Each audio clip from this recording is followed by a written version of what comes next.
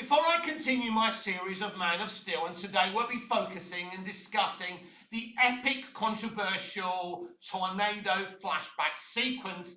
Personally, I love it, and we're going to get into it very shortly. First of all, I want to discuss something DC related that I've written. I have completed 5 seasons of a Smallville spin-off titled Metropolis.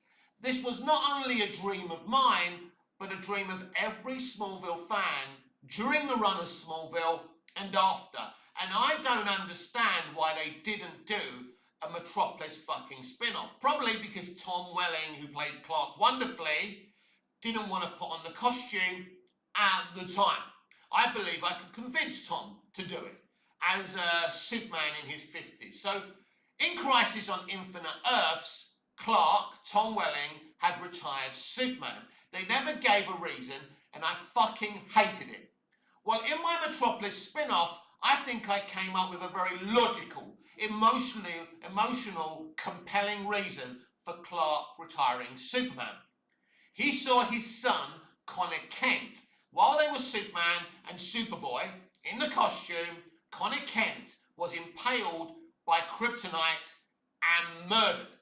And this is the reason he puts on the blue kryptonite ring and retires Superman. I think that's a logical, emotional, compelling reason. Now, in terms of Lex Luthor, who we would want to bring Michael Rosenbaum back, I don't want to recast any of these roles, by the way. But I also want to bring back John Glover as Lionel Luthor, but Mickey's dead. You're going to do something stupid? No. Well, you may think this is stupid. I think it's great. So in Dexter, James Remar plays Dexter's father, and he plays the ghost. So in his imagination, because Dexter's obviously off his head, he's talking to his dead father. But you can see James Remar standing there talking to Michael C. Hall.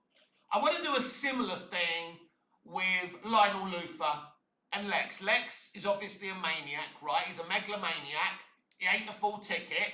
So he's seeing his father's ghost, and they're talking, and they're conversing in these 5 seasons of Metropolis. No one knows this is happening. This is happening maybe in the offices, wherever Lex is living now. Do you get what I mean? It's just a way to bring back John Glover in a logical way.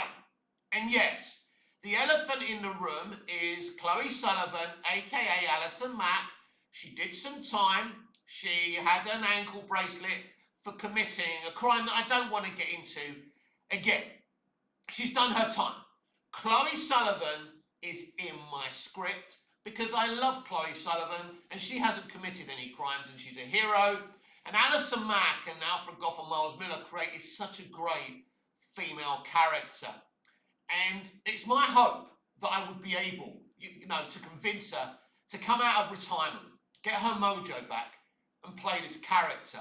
Because I think it would be freaking amazing to have Chloe Sullivan in this Smallville spin-off, Metropolis. And of course, Erica Durance as Lois Lane, and I think, if I remember rightly, they now have 2 kids now, right? In the story. So we'll have to implement that, and how does Clark's relationship with those children bear into fruit with the loss of Connor Kent? Now, in my story, Clark's had a watcher all his life, and this watcher approaches him and tells him he's seen the future and the doomsday apocalypse is coming. What is the doomsday apocalypse? Human beings start to mutate into doomsday creatures. It's very similar to, human beings becoming zombies. A virus became airborne. And this happened because first Tess Mercer, when she was alive, and then Lex Luthor started experimenting with the DNA of Davis Bloom, who became Doomsday, if you remember season 8 of Smallville. So this is the big arc. This is the big battle. So Clark's going to have to take on the mantle of Superman again because he doesn't have any choice. And he's going to need his fellow Justice Leaguers, his fellow Justice League members, like Impulse, if we can get the actor back, like Justin Hartley as Oliver Queen, etc., etc., etc. And we'll see who else we can bring into that mix. And this is the premise of my Smallville spin-off. I really love to hear what you think about it. Smallville is still one of the most watched Superman adaptations in the world. Probably one of the most popular. I believe there's an audience to continue this saga. I want to continue this saga. I want to persuade WB either to do it or to license it to Netflix or someone else. I believe this is a big opportunity for everyone who loves Superman and everyone who loves Smallville. On with the show. Welcome back to Movies TV Mad. I'm Mick, your host with the most. Just ask your girlfriends, wives, and especially your boyfriends and your husbands. And a very warm welcome to Saturday's edition of the DCU Daily. The reason I wanted to start talking about Man of Steel is because I got bored of talking about Superman. It's just about to complete its 4th week. In 1 or 2 weeks' time, it's going to complete its cinematic theatrical run. I think there's not much more to talk about, and from the views I could tell maybe you were getting bored of me talking about it. It's done. Everything has been said. And I want to talk about Man of Steel for a few more videos at least. And if something big breaks, we'll have to give that a rest and talk about that, because this is about updating you with DC news and making sure you know how I feel about how things are proceeding with James Gunn's universe and TV and a few other things as well. So let's talk about the iconic, controversial tornado flashback sequence. But to do that, we have to start with the dynamic and the relationship between Costner's Jonathan Kent and Henry Cavill's Clark Kent in the entire movie. Because David Goyer in his script does something very, very interesting.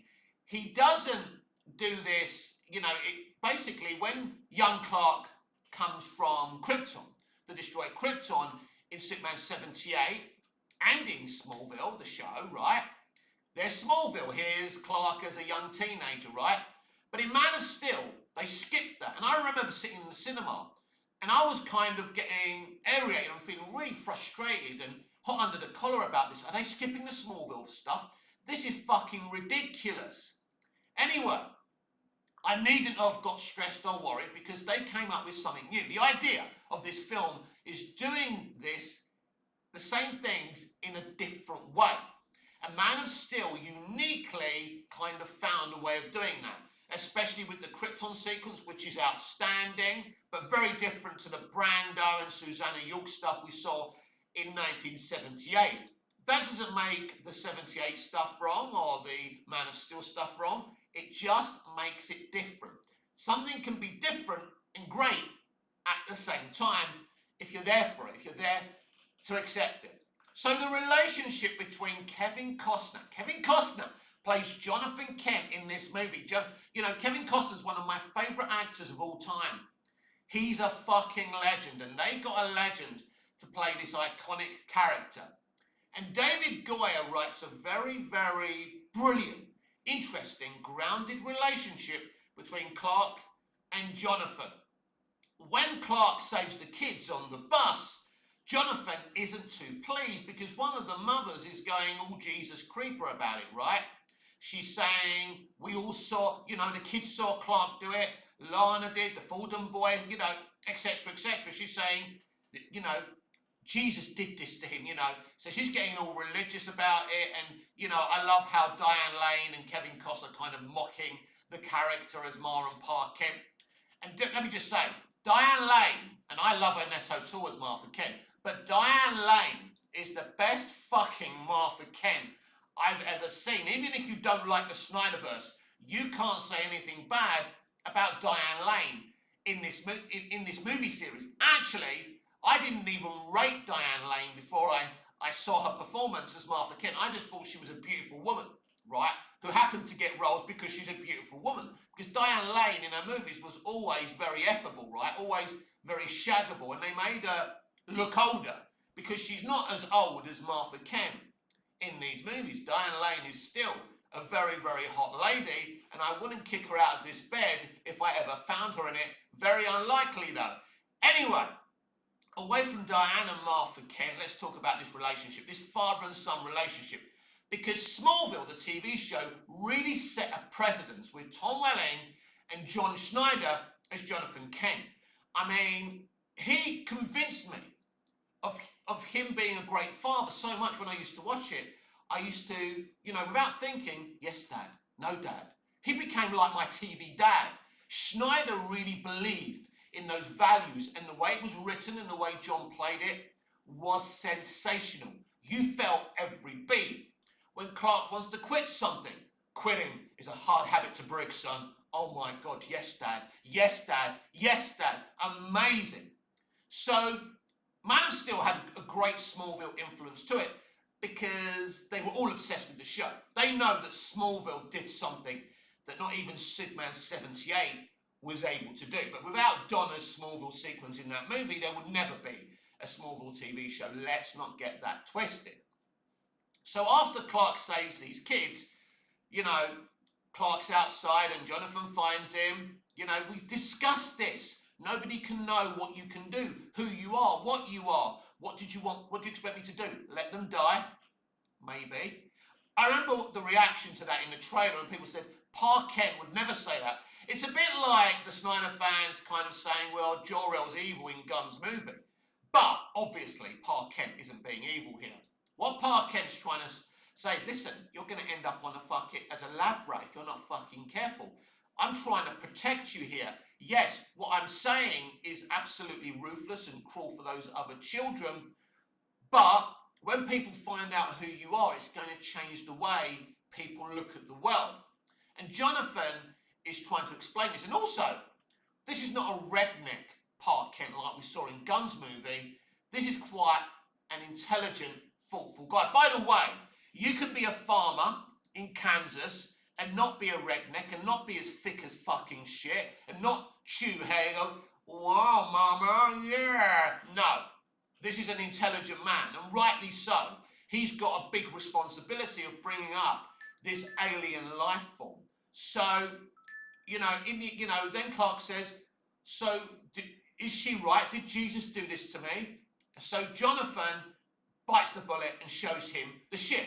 Very similar to the sequence in the Smallville pilot, but it's kind of different at the same time. Also, when we go to the storm cellar, you can see a kind of wall of weird behind Jonathan. So Jonathan's doing what Chloe Sullivan did in Smallville. As I say, the influence, this film, and I love them for it, right? Because it's not a nostalgic movie. It doesn't use Williams' theme.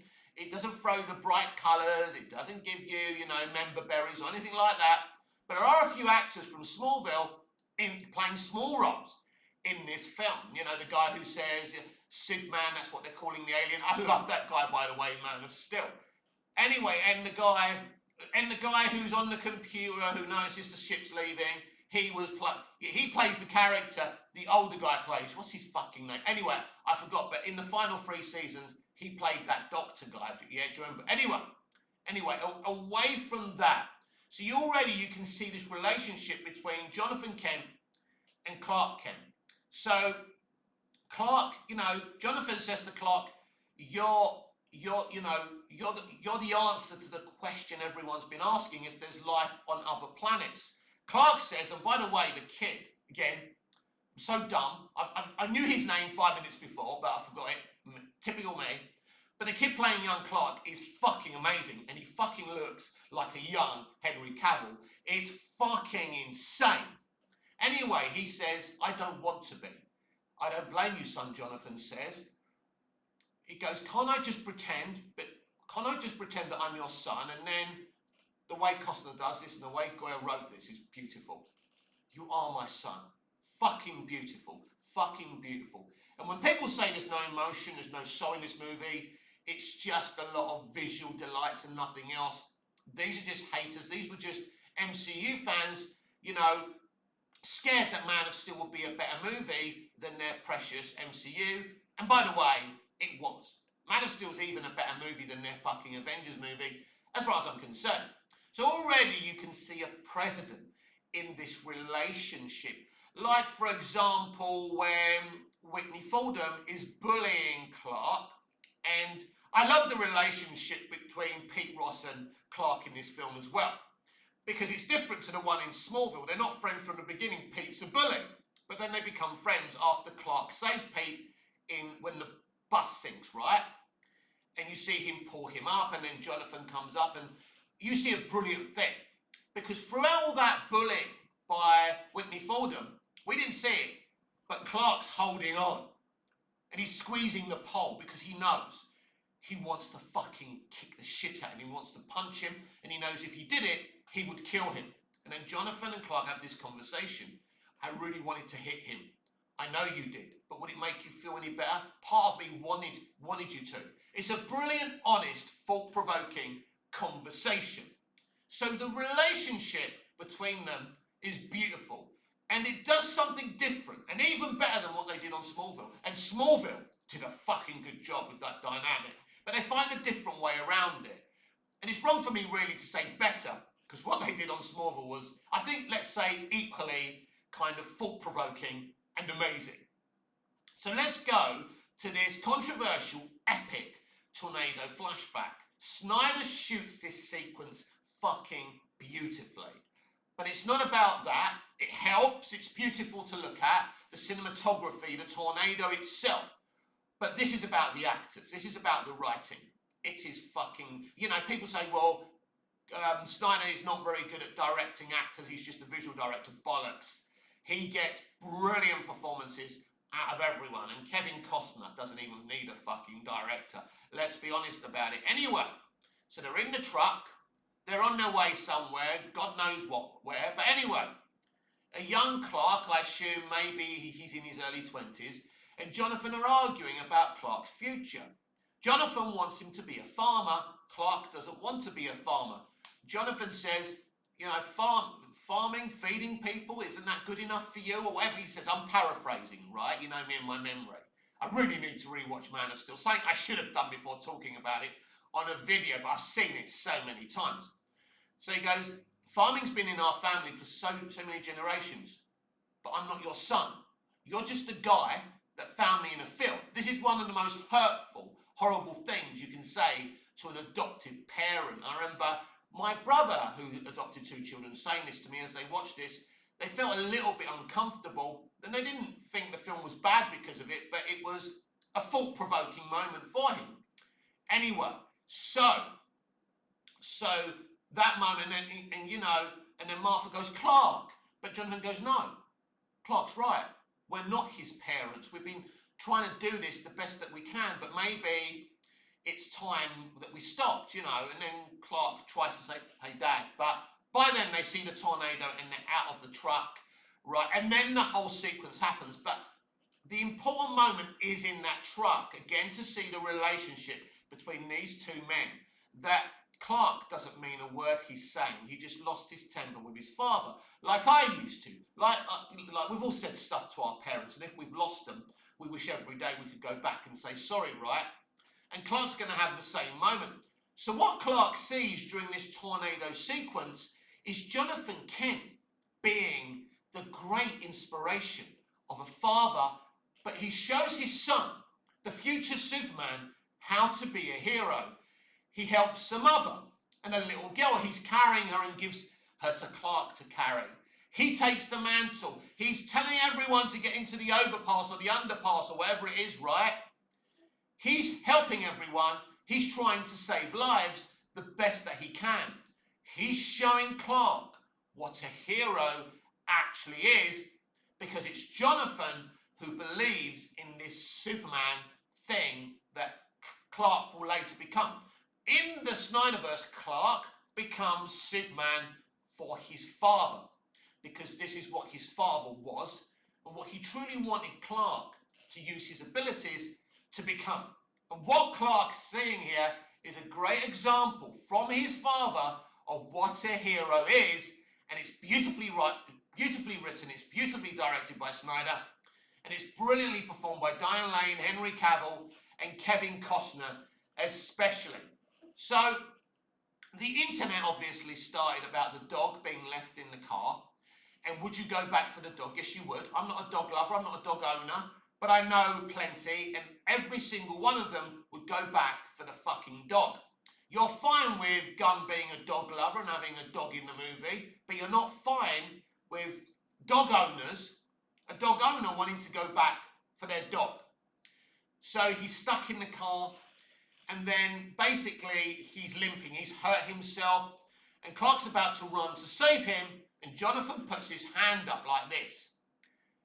So Clark respects his father's wishes. Jonathan sacrifices himself, like he did in Smallville, to protect Clark's secret, but in a different way. This is the moment that got the real DC Superman fans up in arms. How could Superman would never let his father die? But if you actually watch the scene, you understand that Clark has total reverence and respect for his father, and he's obeying his wishes. Before we see the sequence, and he's talking to Lois Lane at the graveyard, and after the flashback, I trusted my father. I trusted my father so much, I let him die. I trusted him, right? It was trust. He didn't want his father to die. He's not evil. His father wanted to make the sacrifice because there's a risk, because we don't know how fast Clark can move at this moment because of his development and his lack thereof. So Clark could have been cool and safe. And Jonathan didn't want that. So Jonathan sacrificed his life so Clark's secret would be protected. And it's as compelling as the episode in Smallville where Jonathan sacrifices his life to protect Clark's secret. So I don't really see where this controversy comes from. I really don't. It makes sense. Clark regrets this. It's obvious the way he's telling Lois about it every day. But he respected his father. He trusted his father so much, he let him die. This is a beautiful, emotional, compelling, well shot, beautifully scored by Hans Zimmer sequence. This is not controversial. This is not lame. It doesn't suck. This is beautiful movie making and storytelling.